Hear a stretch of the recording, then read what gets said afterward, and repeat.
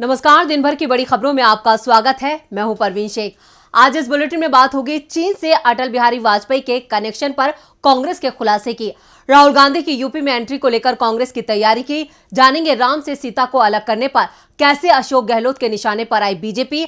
नवजोत सिंह सिद्धू की कब हो रही है रिहाई। बात करेंगे पीएम मोदी के मन की बात की, आधार को पैन से लिंक करने के नए आदेश की और बुलेटिन के आखिर में बात होगी बांग्लादेश पर टीम इंडिया की ऐतिहासिक जीत की। लेकिन तमाम बड़ी खबरों से पहले एक नजर सुर्खियों पर।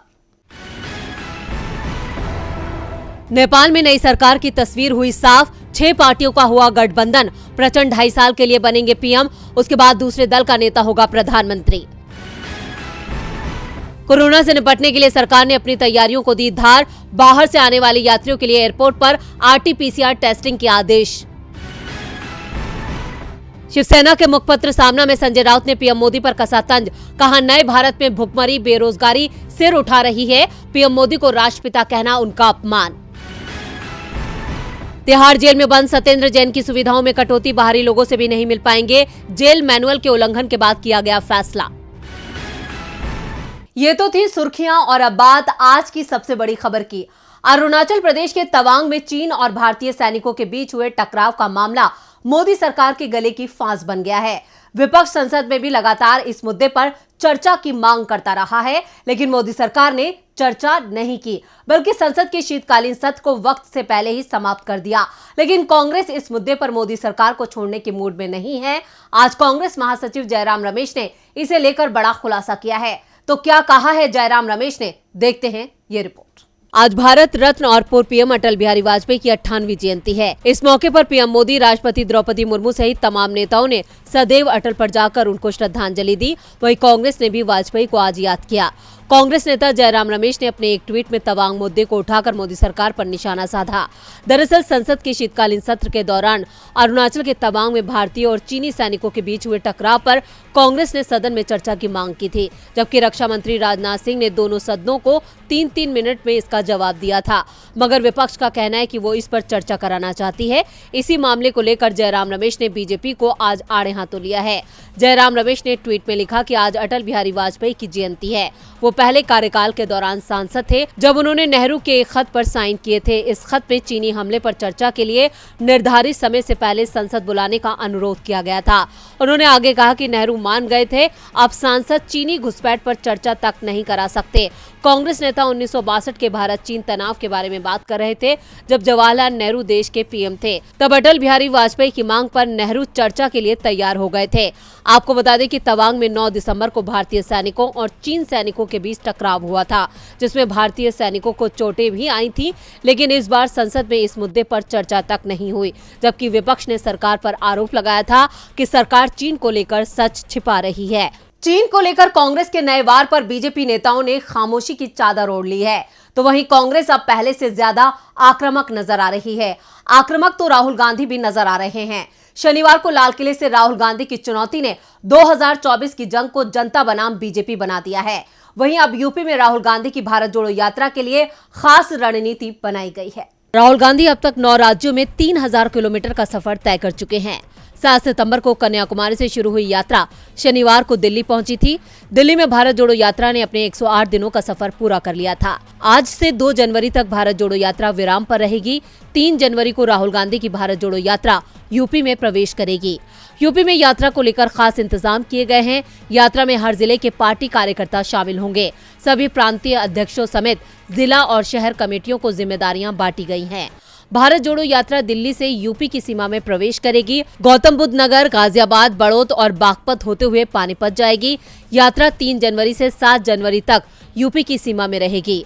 कांग्रेस के प्रदेश अध्यक्ष बृजलाल खाबरी ने कहा कि बीजेपी की केंद्र और राज्य की सरकार जन विरोधी आर्थिक नीतियां लागू कर रही है। इससे सबसे ज्यादा नुकसान कर्मचारियों को हो रहा है, क्योंकि उनकी सेवा शर्तें इस तरह की बनाई जा रही हैं जिसमें वो बंधुआ मजदूर बनकर रह जाएंगे। भारत जोड़ो यात्रा के माध्यम से कांग्रेस वर्तमान की मोदी सरकार की जन विरोधी आर्थिक नीतियों को जन जन तक पहुंचाना चाहती है। यूपी में राहुल की यात्रा 4 जिलों से होकर गुजरेगी, लेकिन प्रदेश कांग्रेस कमेटी ने इसमें हर जिले का प्रतिनिधित्व रखने का फैसला किया है। पार्टी की योजना के मुताबिक पश्चिमी यूपी के जिलों से भारत जोड़ो यात्रा में भारी संख्या में लोग शामिल होंगे और बाकी जिलों से सक्रिय कार्यकर्ता यात्रा में शामिल होंगे। जिला और शहर कमेटियों को कहा गया है कि वो यात्रा में शामिल होने के इच्छुक लोगों का पंजीकरण कराने में न सिर्फ मदद करें बल्कि उन्हें भाग लेने के लिए प्रेरित भी करें। किस जिले से कितने लोग आए इसका रिकॉर्ड भी रखा जाएगा ताकि शामिल होने वाले लोगों से बाद में भी संपर्क किया जा सके। 9 दिन के ब्रेक के बाद राहुल गांधी 3 जनवरी को यूपी में एंट्री लेने वाले हैं, जिसको लेकर योगी सरकार में खलबली मच गई है। खलबली तो सीएम अशोक गहलोत ने भी मचा रखी है। अब गहलोत ने राम और सीता को लेकर बड़ा बयान दिया है। गहलोत की माने तो सीता को राम से बीजेपी ने जुदा किया है। राजस्थान में भारत जोड़ो यात्रा का असर अब दिखने लगा है। कांग्रेस खुलकर बीजेपी पर निशाना साध रही है, बीजेपी की पिच पर ही उसे घेर रही है। राजस्थान में साल भर के अंदर ही विधानसभा के चुनाव हैं और चुनाव से पहले कांग्रेस बीजेपी से उसके मुद्दे छीनने में जुटी है। राजस्थान के सीएम अशोक गहलोत बीजेपी पर जमकर निशाना साध रहे हैं। गहलोत ने बीजेपी पर आरोप लगाते हुए कहा कि देश में डर का माहौल बना दिया है। बीजेपी अब धीरे धीरे एक्सपोज हो रही है। चुनाव जीतने के लिए बीजेपी ने सीता और राम को भी बांट दिया। राहुल गांधी ने कहा कि बीजेपी और आरएसएस वाले सिर्फ जय श्री राम ही क्यों बोलते हैं, वो जय सिया राम क्यों नहीं बोलते। सीता माता का सम्मान पूरा देश करता है, इन लोगों ने सीता और राम को भी बांट दिया। गहलोत ने कहा कि बीजेपी के लोग जय श्री राम बोल के लोगों में गुस्सा पैदा करते हैं, डर पैदा करते हैं। कांग्रेस पार्टी और राहुल गांधी की लड़ाई इसी डर से है, गुस्से से है। वो कहते हैं डरो मत, गुस्सा मत करो, प्रेम भाईचारा और मोहब्बत करो, आपस में सद्भावना रखो। ये मैं समझता हूँ गांधी जी का जो सिद्धांत था उस पर राहुल गांधी चल रहे हैं, इसलिए वो भावना प्रकट कर रहे हैं। गहलोत ने कहा कि आज देश में तनाव का माहौल है, लोग जेलों में जा रहे हैं और मैं बार बार कहता हूँ पत्रकार, लेखक और साहित्यकार कितने लोग जेल में बैठे हुए हैं क्योंकि बीजेपी वालों का रास्ता जय श्री राम का है। उन्होंने सीता और राम को बांटा। जैसे ही हमने जय सिया राम बोला तो लोगों ने स्वागत किया। राजस्थान के सीएम अशोक गहलोत के बयान पर बीजेपी के पलटवार पर सबकी नजरें टिकी हैं। नजरें तो अब कांग्रेस नेता नवजोत सिंह सिद्धू की रिहाई पर भी टिकी हैं। सिद्धू को सुप्रीम कोर्ट ने रोड रेज मामले में 1 साल की सजा सुनाई थी। सिद्धू की सजा में अभी 5 महीने का वक्त बाकी है, लेकिन जेल में उनसे मिलने वालों की लाइन लग गई है, जो संकेत दे रही है कि सिद्धू 5 महीने बाद नहीं बल्कि कुछ दिनों में ही बाहर आने वाले हैं।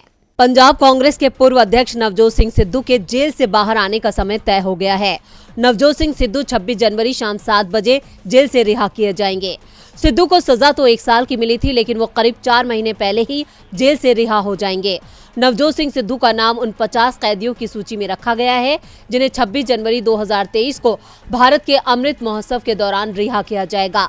सिद्धू की रिहाई को मंजूरी भी मिल चुकी है। रिहाई की खबर लगते ही पंजाब कांग्रेस में भी हलचल तेज हो गई है। कभी सिद्धू के खिलाफ बोलने वाले नेता भी उनसे मिलने पहुंच रहे हैं, तो कई सिद्धू की रिहाई से पहले उनसे मिलने का समय मांग रहे हैं। दरअसल कांग्रेस हाईकमान की ओर से भी संकेत मिल रहे हैं कि जेल से रिहा होने के बाद सिद्धू को बड़ी जिम्मेदारी दी जाएगी। सिद्धू के कद का अंदाजा इसी बात से लग रहा है कि जेल में उनसे मिलने पहुंचने वालों में मनीष तिवारी का नाम सबसे ऊपर है। मनीष तिवारी 3 बार सिद्धू से मुलाकात कर चुके हैं, जबकि कैप्टन को सीएम पद से हटाए जाने के समय तिवारी खुलकर सिद्धू के खिलाफ बोल रहे थे। तिवारी के करीबी ने ट्वीट करके दावा किया है कि जल्द ही पंजाब की राजनीति में नई लहर देखने को मिलेगी। पंजाब कांग्रेस अध्यक्ष राजा वड़िक के विरोधी मनप्रीत बादल भी जेल में सिद्धू से मुलाकात कर चुके हैं। दूसरे कई सीनियर नेताओं ने भी सिद्धू से मुलाकात कर समय मांगा है। दावा किया जा रहा है कि सिद्धू की लोकप्रियता और उनके बोलने के अंदाज को देखते हुए एक बार फिर उन्हें पंजाब में पार्टी की कमान सौंपी जा सकती है। सिद्धू की रिहाई के कई सियासी मायने हैं। पंजाब में एक बार फिर कांग्रेस सिद्धू के सहारे सत्ता तक जाने की राह बनाएगी, तो वहीं आज पीएम मोदी ने साल के अंतिम मन की बात कार्यक्रम में साल भर की उपलब्धियों का बखान किया। उन्होंने कहा कि देश ने अपनी आजादी के 75 साल पूरे किए हैं और 2022 ने नई रफ्तार पकड़ी। वहीं पीएम मोदी महंगाई और बेरोजगारी पर आज भी बसते नजर आए। पीएम मोदी ने आज देश के सामने फिर मन की बात की। रेडियो प्रसारित इस कार्यक्रम में पीएम मोदी ने अपनी सरकार की तमाम उपलब्धियों को गिनाया, लेकिन महंगाई और रोजगार का जिक्र तक नहीं किया। फोकस भविष्य की योजनाओं पर रखा। पीएम ने चीन और यूरोप में तेजी से बढ़ते कोरोना मरीजों को देखते हुए कहा कि महामारी से बचने के लिए सावधानी जरूरी है। हम सभी को मास्क और सैनिटाइजेशन का ज्यादा ध्यान रखना है। हम सावधान रहेंगे तो सुरक्षित भी रहेंगे। पीएम मोदी ने टीबी मुक्त भारत की बात करते हुए कहा कि हमने भारत से स्मॉल पॉक्स, पोलियो जैसी बीमारियों को खत्म करके दिखाया है। इसी भावना से हमें भारत को 2025 तक टीबी मुक्त करना है। G20 समूह की अध्यक्षता मिलना अपनी सरकार की बड़ी उपलब्धि बताते हुए उन्होंने कहा कि साल 2023 में हमें G20 के उत्साह को नई ऊंचाई पर लेकर जाना है। इस आयोजन का एक जन आंदोलन बनाना है।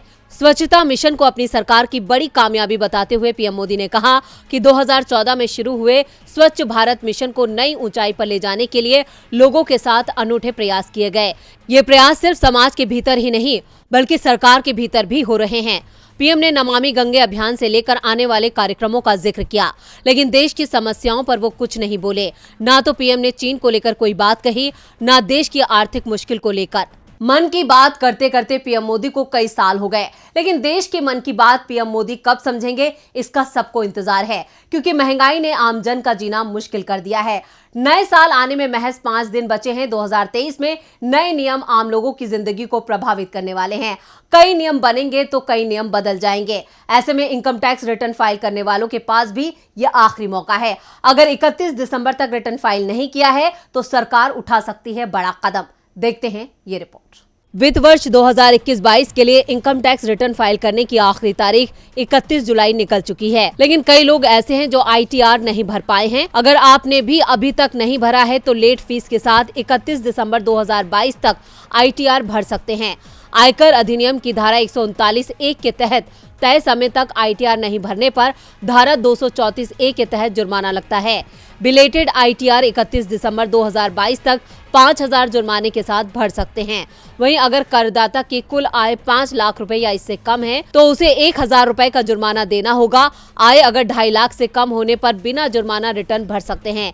इसी तरह अगर किसी ने ITR फाइल करने के दौरान कोई गलती कर दी है तो वो रिवाइज ITR फाइल करके गलती को सुधार सकता है। इन दोनों तरह के ITR को फाइल करने की आखिरी डेट 31 दिसंबर 2022 है और ये फाइनेंशियल ईयर 2021-22 के लिए है। अगर आप इनकम टैक्स रिटर्न फाइल करने के दायरे में आते हैं और आप 31 दिसंबर तक ITR फाइल नहीं करते हैं तो इनकम टैक्स डिपार्टमेंट आपको नोटिस जारी कर सकता है। ऐसे में परेशानी से बचने के लिए आपको 31 दिसंबर तक ITR फाइल कर देना चाहिए। इसी के साथ अगर आपने अभी तक अपने पैन को आधार से लिंक नहीं कराया है तो जल्द करा लें। 31 मार्च 2023 के बाद ऐसा नहीं करने पर आपका पैन इनएक्टिव हो जाएगा। बुलेटिन के आखिर में बात बांग्लादेश पर टीम इंडिया की शानदार जीत की। भारत ने बांग्लादेश को ढाका टेस्ट में हराकर 2 टेस्ट मैचों की सीरीज 2-0 से जीत ली है। इसके साथ ही अब भारत की नजर टेस्ट चैंपियनशिप पर टिक गई है, जहां टीमें ऊपर नीचे हो रही हैं। अभी भी फाइनल में पहुंचने वाली दूसरी टीम तय नहीं हो पाई है। ऐसे में सवाल उठ रहे हैं, क्या भारत लगातार दूसरी बार टेस्ट चैंपियनशिप के फाइनल में पहुंच पाएगा? देखते हैं ये रिपोर्ट। ढाका टेस्ट के तीसरे दिन का खेल समाप्त होने के समय भारत बांग्लादेश के खिलाफ मुश्किल में फंस चुका था। टीम के 45 रन पर 4 विकेट गिर चुके थे, जबकि जीत के लिए लक्ष्य 145 रन का था। चौथे दिन का खेल शुरू हुआ तो टीम इंडिया ने 29 रन जोड़ते जोड़ते अपने 3 विकेट और खो दिए।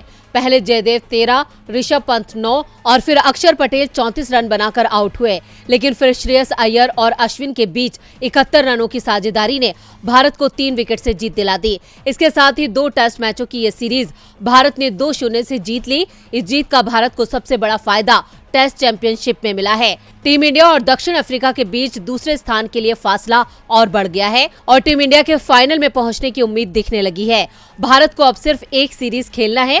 अगले साल की शुरुआत में भारत को घर पर ऑस्ट्रेलिया से 4 टेस्ट मैचों की सीरीज खेलना है। भारत अगर टेस्ट सीरीज को 2-0 या 3-1 से जीतने में कामयाब रहता है तो वो आसानी से फाइनल में पहुंच जाएगा। अगर सीरीज में हार मिली तो टेस्ट चैंपियनशिप के फाइनल की दौड़ से बाहर हो जाएगा।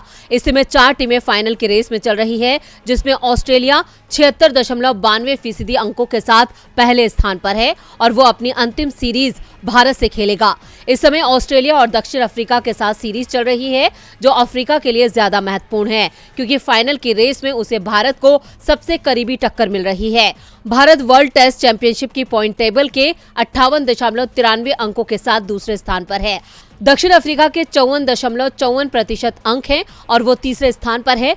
चौथे स्थान पर श्रीलंका है, उसके 53.33% अंक हैं, लेकिन श्रीलंका को अपनी अंतिम सीरीज न्यूजीलैंड के खिलाफ खेलनी है, जहां उसने आज तक कोई टेस्ट नहीं जीता है। ऐसे में दक्षिण अफ्रीका या भारत में से कोई एक टीम टेस्ट चैंपियनशिप के फाइनल में ऑस्ट्रेलिया से भिड़ सकती है। तो आज इस बुलेटिन में बस इतना ही। देखते रहिए डीबी लाइव। नमस्कार।